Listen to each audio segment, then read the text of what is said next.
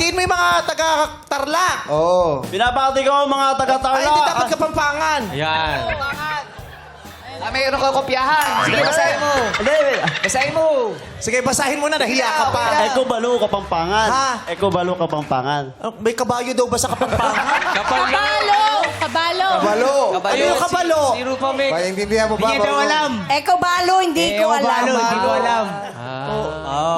O ano nga nakasulat? Ano yung nakasulat? Sige, basahin mo. Kabalo Kapampangan. Ayun na yun. Eko Balo, Eko Balo, Kapampangan. Eko Balo. Eko balo! Eko Balo. Eko balo. Eko Balo, Kapampangan. Balo. Balo. Matagal na kasi siya sa Quezon City. Oo, hindi na siya. Hindi ka Nawala. nakakawin Tarlac, no? Nawala yung Oo, nakalimutan. Diba? Nakalimutan magkapampangan kasi lumipat sa Quezon City. Kasi dito, more on English yung Tagalog eh. English lang. Hindi English. rin, Tagalog. Hindi rin. Okay. Ay, si Ayon na magaling mag-English. Kailangan magaling ka mag-English. Of course. Sample. Kausapin mo nga yun. Go. Kausapin mo nga ng English. In English. How are you, myself? I'm good, my friend. How are you, myself too? I'm okay. I'm really good. I saw it. Ay, You look so handsome like me, ha? Nice. Pero si Ayon, maraming abs eh. Patingin Abs si nga. Ayon.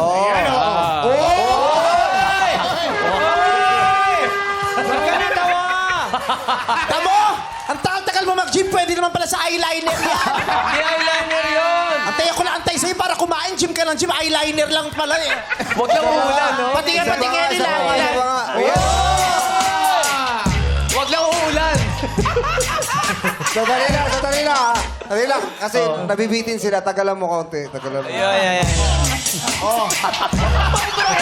Hayaan mo lang.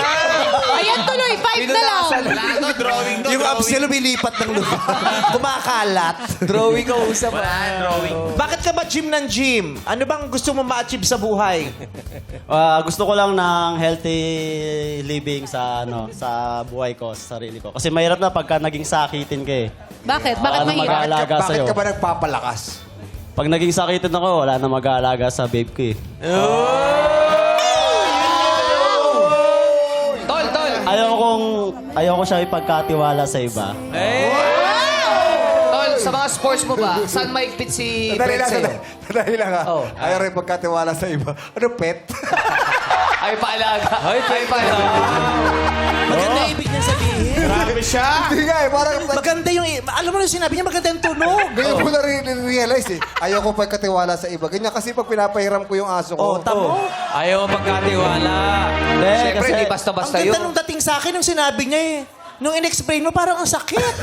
Tanongin natin, ano ba ibig mo sabihin ayaw ipagkatiwala sa iba? ang ibig ko sabihin kasi ang babe ko napaka-special yun sa akin. Talagang sobrang special niya sa akin. Bakit mo sinusungitan? Alam mo bakit? Bakit? Napaka-maalaga niya. Yung caring niya sa'yo, ipaparamdam niya. Hindi niya sasabihin, ipaparamdam niya sa'yo. Kaya sobrang special siya sa akin. Paano ka ba maglambing sa kanya? Paano ba? Paano ka maglambing? Paano ka maglambing? Paano pa sa yakapin? Baka mabingasan na. Baka mabingasan na ka. Si Ayon. Ayun yan o. Si Ayon yun. Si ayun yan o. Sa original lang ako nagpapakanon. Di, original yan, hindi may abs. Alam mo yung abs kumakalat. Kumakat. Ang dirty nung abs.